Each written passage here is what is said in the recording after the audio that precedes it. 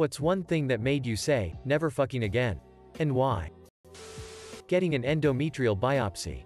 Worst pain of my life. If I ever get cancer, they can just take the whole damn uterus out. I'm not going through that again without anesthesia. Attempting to catch my dog's shit in the bag rather than picking it up from the ground. Seemed like a good idea. Dog sharted up my arm. Had a long walk back home through my neighborhood covered in shit. Never again. Yesterday I was in a hurry and not being very safe and put a 1/4 drill bit through my hand. Could have been 100% avoided by taking even the slightest of safety precautions, but I was frustrated and rushing to finish. Never again will I not take the simple moment to do it correctly. Law school. I applied and got in because my parents thought I would be a good fit. I stuck out the first year because I was heavily influenced into thinking my career paths only included law, engineering or medicine. After the first year I was miserable and depressed. Dropped out, and now I'm doing something that I'm passionate about and is less saturated than law. My dad is still trying to convince me to pursue a JD. Purchased a bag of 150 mint Mentos as a study snack. Got stuck into an assignment and somehow ate the entire bag over a 12-hour period. Next day my partner and I walked our dogs down to a cafe. Stomach becomes sore while we drink our coffee. I look to the toilet, but it's a busy cafe with a single toilet. Figure I'll just wait to do my business back home. About a half-hour walk away. As we start walking back I begin to sweat. Cramps become unbearable. Give my partner the dog lead and tell her I need to run. She doesn't know what's going on. I start sprinting, which then makes the stomach cramps so much worse. Realize I'm not going to make it. Almost crying from the stomach cramps. See a bush. Can't hold it. Pull pants down. Don't quite succeed. Shit everywhere. Bush isn't concealed. Other dog walkers walk past and dog runs up.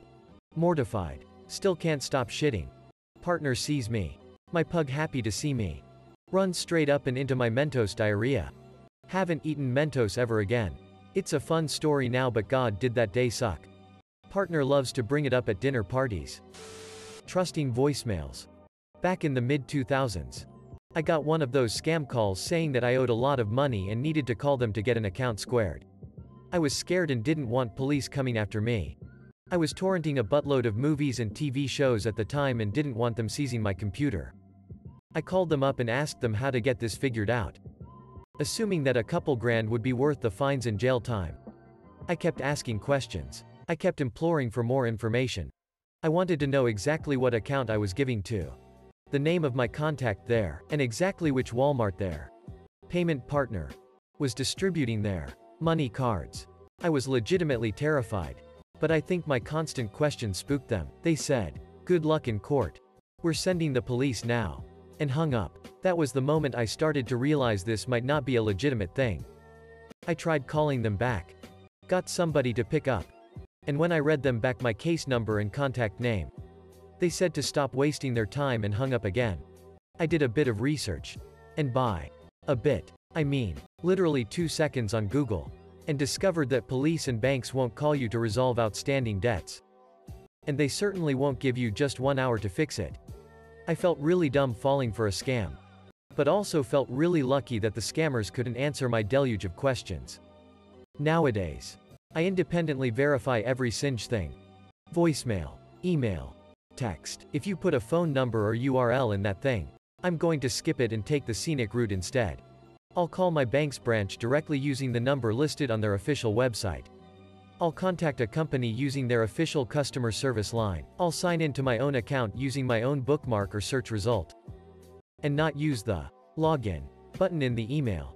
Since then, I've had very good luck avoiding scams and blocking these overseas criminals.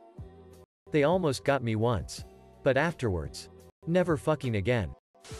I had my gallbladder removed after a gallstone. I thought I was having a heart attack and called an ambulance. While I waited, I started to arrange all of my finances for my wife. The hospital ran a zillion tests. Told me it was a gallstone.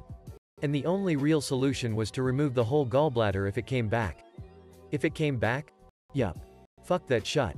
I told the doctor I would never go through that pain again and he could schedule me for surgery then and there. I've had women tell me the pain from a gallstone lodged in the duct is worse than childbirth, and I believe them. No way was I going through that again.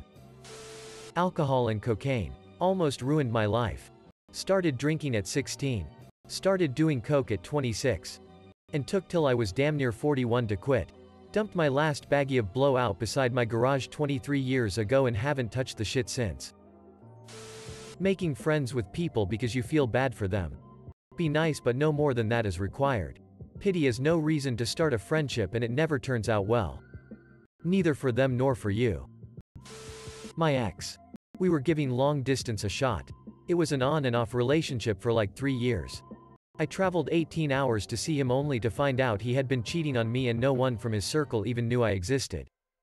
I cried for a straight 18 hours bus ride back home. Never fucking again. When I was like 11, I had some friends. The kids that lived next door, over, and we were just hanging out, playing video games all night. My mom ordered Papa John's for us.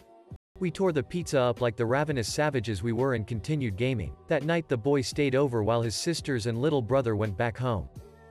We go to bed that night and at some point one of us, can't remember who, began to throw up, which woke the other one up. My mom rushes in and helps clean up the mess. Once the vomiting stops we go back to bed. But then before long it'd start again. Just like before. Sometimes I was first. Sometimes it was him. Sometimes we could get to the bathroom on time. Sometimes we couldn't. My mother, the saint of a woman she is, cleaned up all of that vomit. Apparently things were no better at their house. To this day, some 15 years later, I refuse to eat Papa John's. I'm sure it was just a one-time thing, but once was enough. Peppermint essential oil. Why?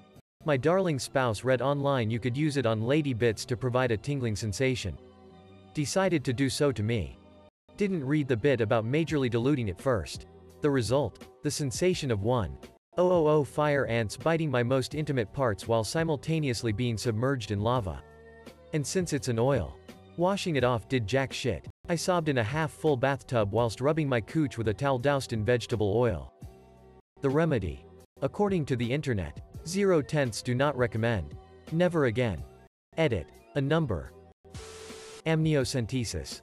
Having a giant needle stuck through my pregnant belly and being dug around to get a sample triggered my fight-flight, and I was sweating so much from the intensity. I didn't watch while they did it, but my mother-in-law was there and started crying while they were digging around. She held my hand, looked at me with tears in her eyes and tried to calmly say, "It's okay. You're okay." I still have nightmares about it 10 years later.